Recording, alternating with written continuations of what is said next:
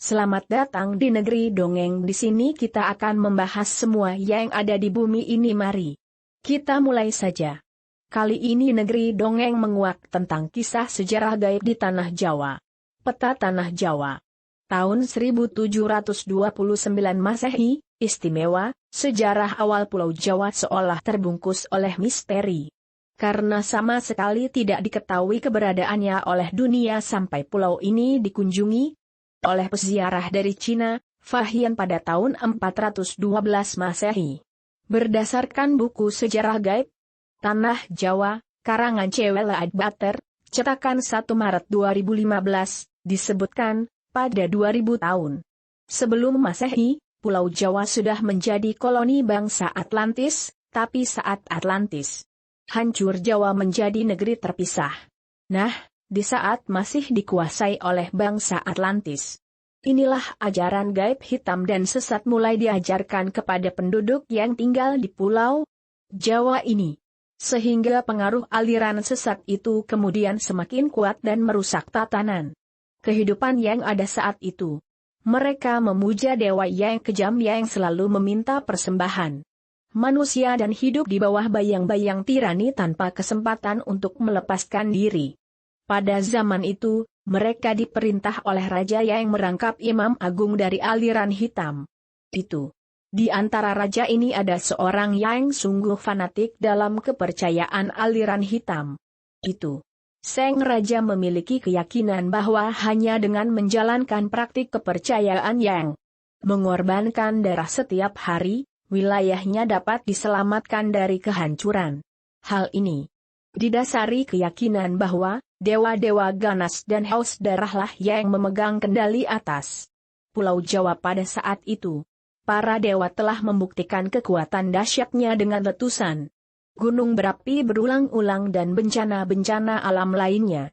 Raja tersebut lalu memutuskan untuk melakukan sebuah pemagaran gaib demi untuk tetap menjaga dan memelihara perlindungan atas Pulau Jawa.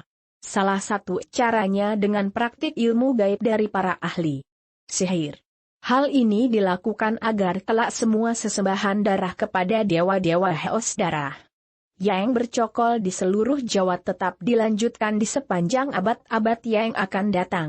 Demi terwujudnya maksud itu, dia kemudian menciptakan mantra yang sangat kuat di atas Pulau Jawa agar aliran hitam yang dianutnya tersebut tak akan lenyap selamanya. Efek dari hal itu masih dapat dilihat baik secara eteris maupun astral dalam bentuk awan gelap yang besar melayang-layang di atas Pulau Jawa.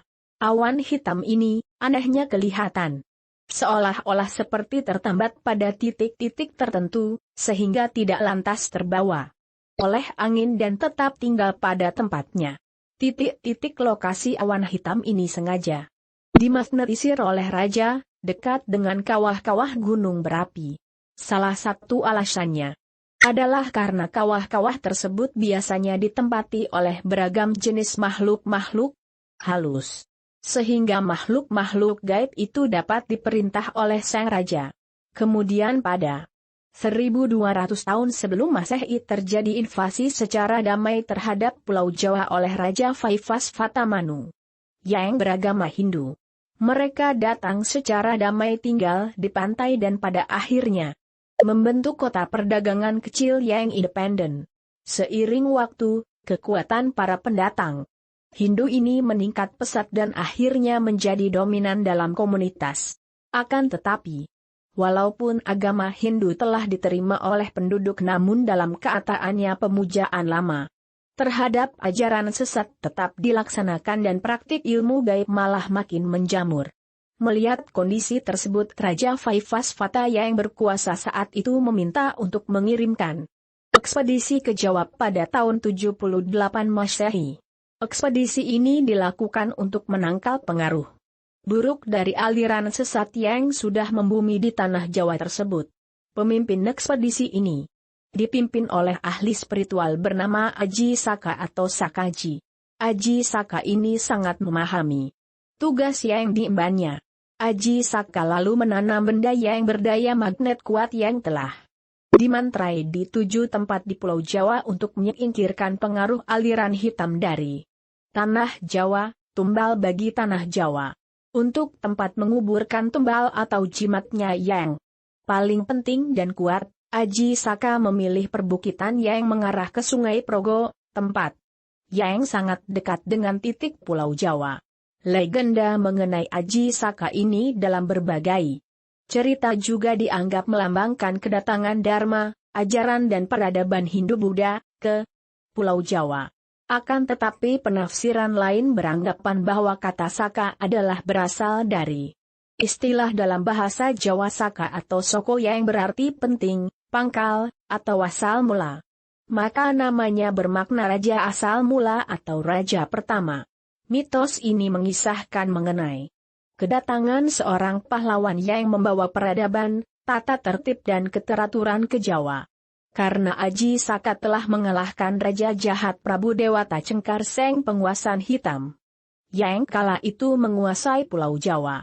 Legenda ini juga menyebutkan bahwa Aji Saka adalah pencipta Tarik Setahun Saka, atau setidak-tidaknya raja pertama yang menerapkan sistem kalender Hindu di Jawa.